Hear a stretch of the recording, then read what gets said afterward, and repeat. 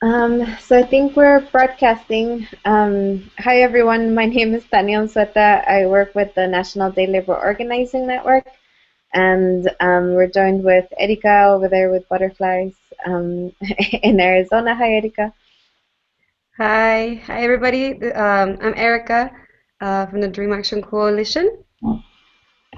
And we are both part of the Blue Ribbon Commission.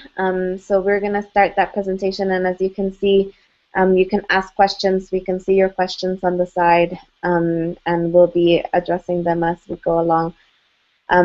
So just so you know the format of today's conversation, Erika and I are going to talk a little bit about how we came to be part of this, why the focus on administrative relief as part of the Blue Ribbon Commission, and then um, point out to some specific points that relate to the work that we do in our respective places. And then we'll go on to answering questions from everyone who's in the audience. So I hope that sounds good. um, so just to start, again, my name is Tania Sueta. I work on deportation cases with the Not One More campaign and Endelon.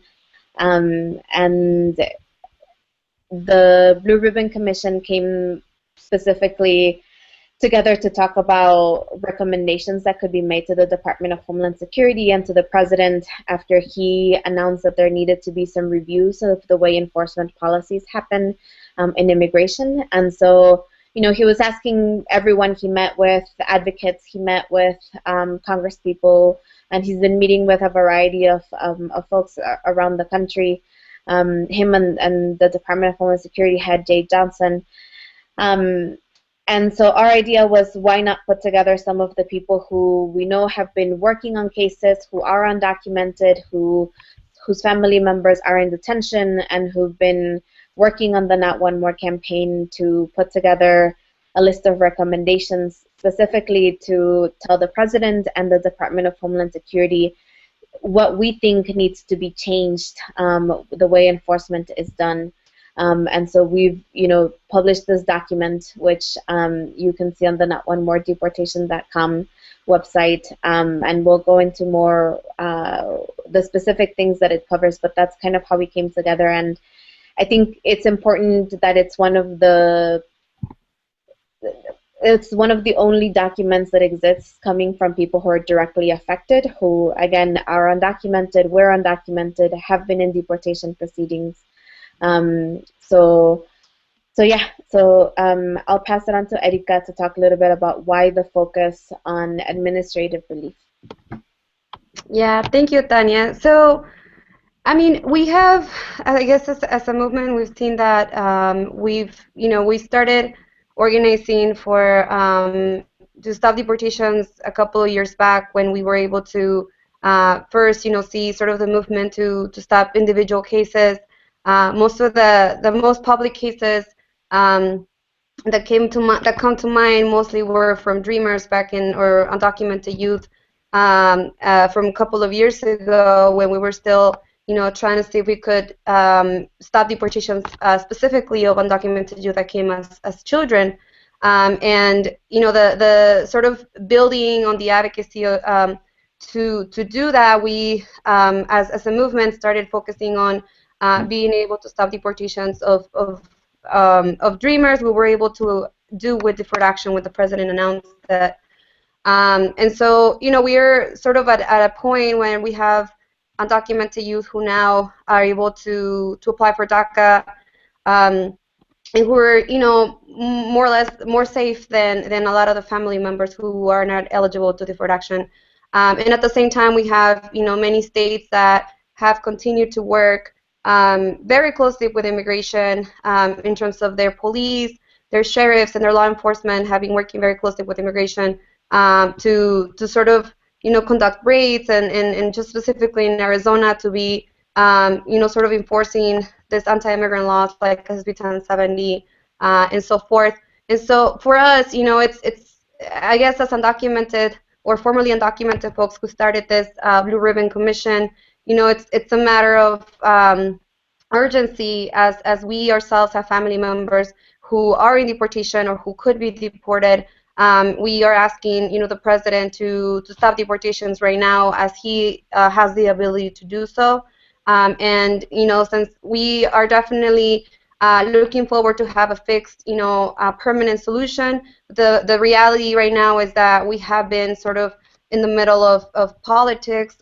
Folks have been playing on both sides of the aisle with the lives of many of our families, and so you know uh, we have been collaborating with organizations across the country within the Not One More campaign, and with it, many campaigns that are right now going back to focus on administrative action, just like it happened before with DACA.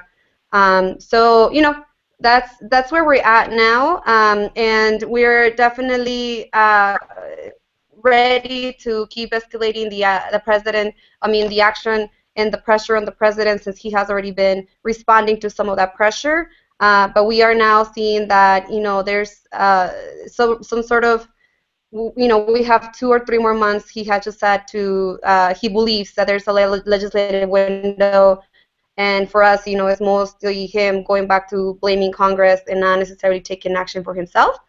So we need to make sure that that it's happening, that we continue to pressure the president. That's why we're here, and that's why we have released this Blue Ribbon Commission, suggestions to change the current policy. Yeah, and as Erika is saying, I think you know we started at different points. There's some of the members of the Blue Ribbon Commission who definitely start from their own cases, right? And I wanted to talk a little bit about what happened, for example, in New Orleans and with some of the members there. But yeah, so maybe I can start with that and then go through some of the questions and then some of the other recommendations that we're making. As Erika saying, our demand very much started with seeing how we can bring relief to families right now, especially as it seems like people are just talking politics. And the movement demand is really around stopping deportations and working towards not one more deportation. And as we thought through the strategy of like how do we get there, these are some of the things that we've come up with and that would really have some effect on the way enforcement happens and the way deportation happens. And so some of the things that we've mentioned, and Erika, feel free to jump in if there's any one in particular that you want to highlight, but the first one is around, for example, expanding deferred action to as many people as possible. The idea here is that since the president has already done something like deferred action for childhood arrivals, like he can expand it to more people. Do you want to say anything on that? You were also involved in the DACA fight. Yeah, I mean, for us, we have seen that it's been, even though we haven't had every person who's eligible apply for deferred action for childhood arrivals, we have seen within the community that it has been a lot of help, especially for folks who are able not to work, are able to have a social security number, and and that are a little bit more quote unquote little more safe from deportation, more than before. And in many states, people can get actually driver's licenses. Unfortunately, not in Arizona, but across the country, folks can actually get a driver's license with deferred action. So we're now asking for the same for as many people as possible as the president can, because we have seen that he's able to do so. And so, we don't want to be able to be in the position whereas as undocumented youth have deferred action, but our older sisters, brothers, and parents are not able to work or do anything, regardless of the fact that they're pretty much in the same position as we are. And so, just like with DACA, we feel like it's no longer a question of if deferred action can be expanded or whether he has the power to do it. It's just a question of whether he wants to do it and whether he will do it. So it's a question of politics again. We also have other recommendations around ending programs like Secure Communities, for example, the Criminal Alien Program, those programs that are used as dragnets to bring people into deportation proceedings, protecting basic civil rights, especially for people who are submitting complaints around labor violations or human rights complaints, eliminating the quota of detention, ending. I mean, and you can read our 14 recommendations, but the last thing I guess I wanted to highlight was that, again, all of these things come from our experience. I've been working a lot, for example, with the folks in New Orleans, and New Orleans, we've been working case by case also. And so what happened there was that ICE gave us by mistake a memo that included the name of the program under which one of the individuals was detained, called the Criminal Alien Removal Initiative. They used biometric mobile devices there to fingerprint basically people who are suspected of being undocumented, and then find people who either have prior immigration violations or have different kinds of criminal records. And so this was leading to a lot of deportations in New Orleans, and so the people there are mobilizing to stop these kinds of raids. And so our recommendation number 9 on here is end ICE home and community raids programs, including the Criminal Alien Removal Initiative. And Erlin, I'm sorry, who's one of the person whose case led to this discovery, was also part of this Blue Ribbon Commission. So it includes, again, folks who are directly affected. Are there any else that you want to highlight, Erika, before maybe we go to see if there's some questions? Yeah, I mean, I think one other very important aspect of this that was highlighted with a lot of the current actions that had just happened, bringing folks back to the U.S. that have been previously deported. One of the suggestions that we're making is that we need to make sure that ICE uses as much prosecutorial discretion in terms of humanitarian parole as possible for folks who have been deported in the past, or who had to leave the country because of fear, because of laws like SB 1070 and so forth.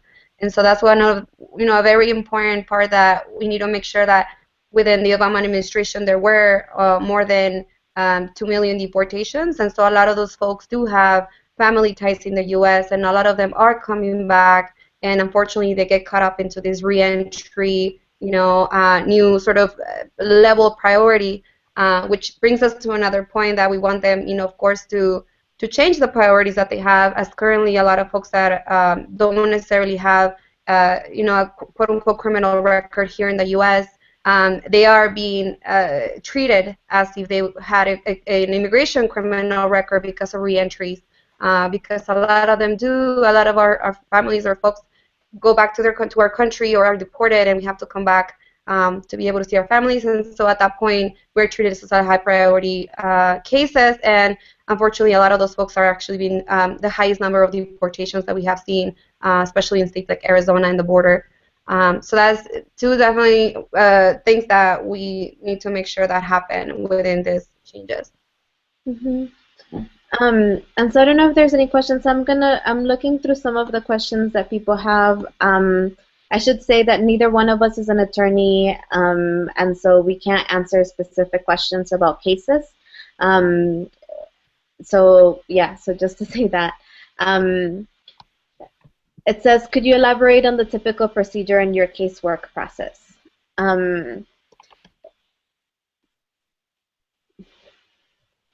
don't know, do you want to do that, or we can start? Okay. What was the question again? Elaborating. Could you elaborate on your typical procedure in your casework process? Okay. Do you want to do that, Tanya? Since I'm guessing it's more on the end. Yeah, I guess.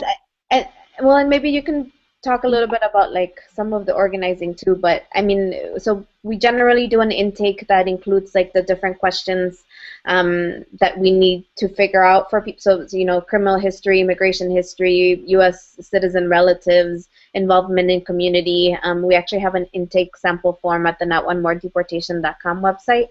And then from there, I think it's just figuring out strategy, right? Like who is going to be your target, local, national, etc.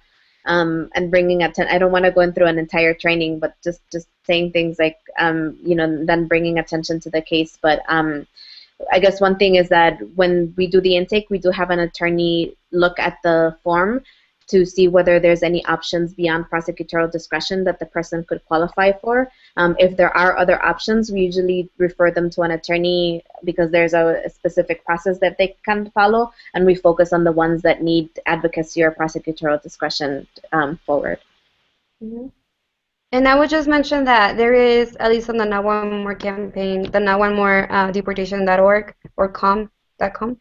There is there are a couple of toolkits, and one of the toolkits, it's not necessarily replacement for, you definitely need to talk to folks and need to make sure that you speak to attorneys, depending on the case. But if you are a community member who is part of an organization that wants to look into a toolkit, there's definitely the No One More Deportation campaign website. There is some help.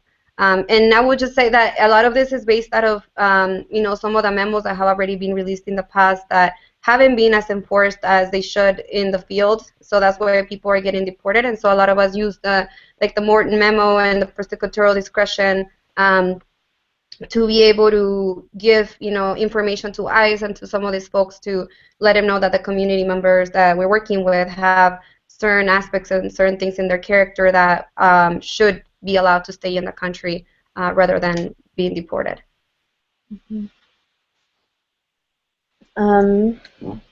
Let's see.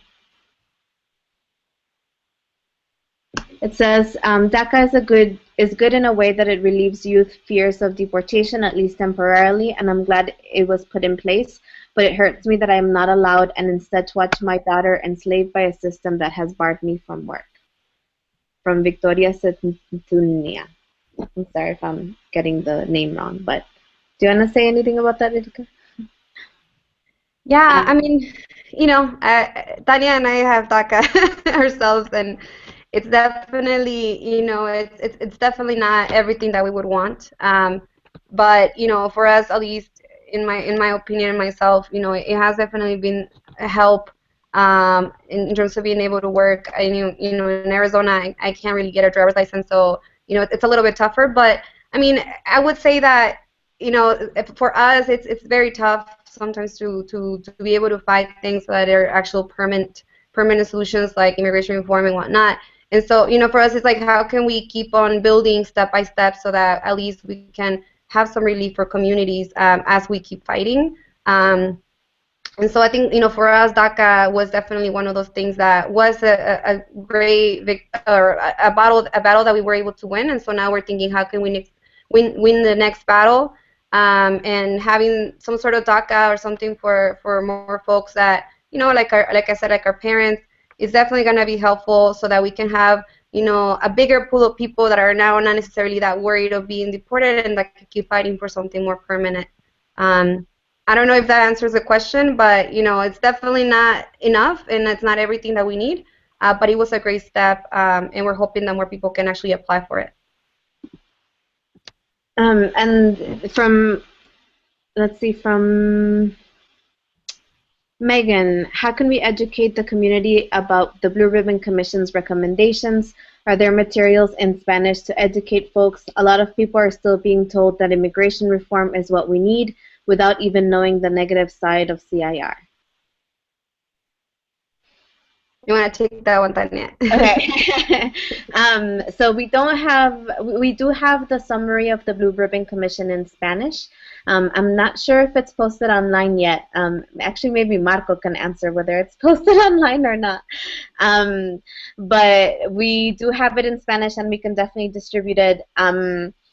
We do have to do the whole thing in Spanish. I think that's part of what's next, and that's part of what's starting with this kind of conversation, Megan, that we're going to be talking about how do we bring these recommendations to more community folks and to local elected officials as well as to community organizations and asking them to sign on. But I think we're just starting that process. Mm-hmm. Let's see. There was a question also Oh, so Marco's letting me know that he's gonna post the summary in Spanish right after the Hangout. So you're already getting results, Megan. There was also a comment saying that asking whether DACA is something that could lead to people getting detained if they don't qualify when they apply, and if this is like part of the trick with DACA. Mhm. Um, well, I mean, I'll speak, I guess, for my experience. I mean, I haven't yet, actually seen a case myself directly of someone who was denied DACA, and because of that denial was put into proceedings. Not, I mean, that doesn't mean that it hasn't happened. I just haven't seen it at a personal level. But I think for us, just when we do the outreach to make sure that we get more people to apply for DACA, because we do have, I think like just half of the people that are actually eligible in the country have applied. And we, we say that sometimes, for us, it's gonna be harder for something, for anyone to say we're gonna take this away and we're gonna deport all these people that are applying, because morally it's just not a good thing to do as a politician, when you have so many people have already applied to a certain program and deport them all. So that's mostly my assessment of it.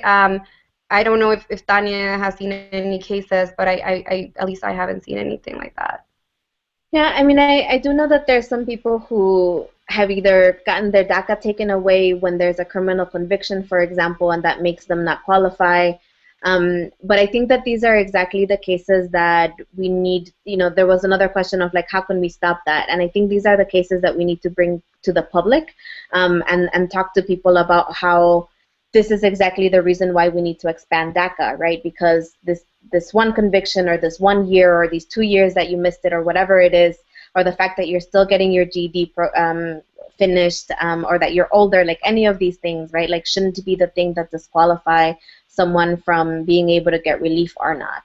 And so, I think it's like if there's cases that people want to bring to the public, I would say like organize with your local community organizations and connect to national organizations, but definitely organize locally too. But I think that this is how we can stop it, by bringing more attention to it and putting pressure in the right places. Wanted to move on to another question saying, if we press the issue too much, do you think it will push Republicans away from the issue? Mm-hmm. You want to try Yeah, it? I mean, I think at least in my view, Republicans already don't trust the president. They have said it over and over again, and I don't think it's a secret that both parties, they really dislike each other, and it's a lot of a political game, right? Um, and so, I guess in my view, I really would love for the president to act boldly, regardless of how Republicans would react, because they have already reacted pretty angry. Some of them, not all of them, have been pretty angry at the fact that he did deferred action, but they haven't even been able to defund it, or they haven't even been able to get rid of it. And so because we know we have the legal grounds for the president to do a lot of these changes, we're not necessarily afraid of them coming to either legally or through courts get rid of a lot of this stuff, because we know he can do it. And politically, I think the president already has the hate from the Republican Party, and what he needs is really more of the support from the Latino community, whom many folks are already very disappointed at the fact that he hasn't even, been able to pass immigration reform like he promised since he got elected. And so, I think legally and politically he doesn't have a lot to lose, but I do think that he needs to act and not just do, little small fixes, or I mean, nothing small. Everything I think helps, but I think that he can definitely act and do everything that we're asking on the Blue Ribbon Commission suggestions, without having a lot of political risk behind them. But that's just my thinking. Yeah, and I mean, I don't think it means that there is no political risk, because, like Erika said, there's already people who have like expressed their dislike. But the other thing is that at this point, like, we've moved so far to the right to the point where the president has become the person who's deported the most people, that like anyone who hasn't been convinced by the way that things have gone now, like, isn't gonna move anymore, regardless of what we do. And so, you know, and so that's one. And then the other one is that, I mean, I feel like undocumented people are the ones to move first very often, because we're the ones who are seeing how it's affecting our community, and so we're thinking about how it's going to affect our family, not how it's going to look for the Democrats, and not how it's going to look for the Republicans. And I feel like that's the difference between, like, how people who are directly affected and people who work directly with community members work than people who are elected officials or people who are working for either one of the parties. And so, like, I know that we need Republicans and I know that we need Democrats on board to, like, pass things, but I also feel like the best solution for my community is for the president to act. And so if that means that some people are going to be alienated, I feel like that's not my priority. Let's see. Let's do, I think, so we wanted to go to about 45 minutes, so we have 10 more minutes. But we won't have time to answer all of the questions, but let's see. Someone says that the question on DACA denied leading to an arrest happened in her family, so that's happened before. Same person, Victoria, says, my son had no criminal convictions since DACA was denied. USCIS wanted more evidence. Utah ICE arrested him and released him. He's in the process of applying for DACA again. Crisel Rodriguez says, will the Blue Ribbon Commission's recommendations be submitted to political officials? And so I know that we're again, like, it's part of the next process of the campaign. We've definitely already been sending them out to different congressional offices and also putting them in different ways. And so, like, it's not only here's the entire document, but we've also been talking to people about specific cases that show some of the recommendations, right, and why, like, they came from there or where they came from. And so it's also, again, like, it's part of the next steps in terms of, like, asking even local folks to talk to their local elected officials about the recommendations. And I would just add is that I think before a lot of folks would ask us, like, yeah, not one more deportation, but what does that really mean? How does that look like? What, yeah, like, policy-wise, how does that does look like? So, this is for us a great way to have, it's already also on the website, and it's gonna be, you're gonna be able to print this, but it's also a great way for whenever you get that question, like, what does that really mean? How is the president gonna be able to take these steps concretely? So now we are able to show this to them and say, this is exactly what we mean. And we're hoping that, because we know that he can do every single one of these things that he, the DHS and the White House take these recommendations. And that's not going to happen without us, making sure that we have as many people on board as possible. So, if there's any elected officials or any folks within their communities, like, it would be great to hear from them and have them endorse this type of asks from the community.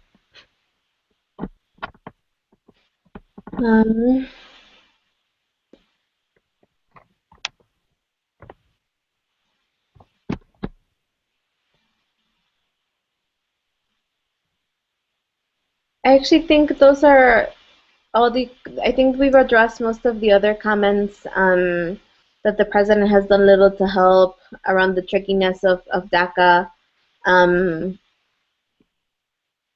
so, yeah, I guess the last chance, if there's any other questions. It's kind of weird that people just get to type and, like, we're just talking to ourselves over here. Okay. All right. Well, I think that's it. Any last thoughts, Erika? No, I think that we need to keep the pressure up. Again, I don't think we should be falling for any, political football. And there is gonna be a lot of those comments from the president in terms of, trying to get the attention back to Republicans, and reality is that we as a community need to make sure that, that the pressure goes back to him. Um, and we're hoping that, with these efforts we can do that. And there was another question. It says, what kind of response have you gotten so far from elected officials about the recommendations? Have you talked to anyone, Erika? Um, no, we haven't yet. When we were in DC, this just a couple of weeks ago, we did have a lot of families there. Some of the families actually have the cases themselves, and they were doing a hunger strike to be able to get the attention to their cases. And we were able to have some conversations with the folks there, with some of the staffers from the different departments. And we did hand in those recommendations, making sure that the HS did have those recommendations. So we know that they do have them. Like I said, now it's just really putting more of the political pressure on them to make sure that they do follow them. But we know that they have them for sure in their hand. Yeah, and I mean, there was a meeting where like the White House officials and DHS officials actually walked in with the recommendations like printed out in their hands. And I think so far it's been, I mean, it's been kind of like, thank you for them, we'll take a look at them. No one has committed to supporting them. No one has said that they'll take anything on. And I think like part of the strategy is also figuring out like, um, I mean, how not only how we get people to sign on, but how do we make some of these things actually happen? And obviously, like each thing kind of has its own campaign, and people all over the country have been like leading different parts of it. But I think, I mean, it's multi-level strategy. I think where there's obviously a drive to end SCOM, but it's also part of the recommendations, and having someone sign on to the recommendations also helps us end SCOM. So uh, that wasn't really an answer, but I think there's obviously still a lot of stuff to figure out, and thank you everyone for joining us. We'll be having more of these focused on different things with different people, so you won't get bored of our faces. And so yeah, thank you everyone for joining, and we'll be in touch. Thank you, guys.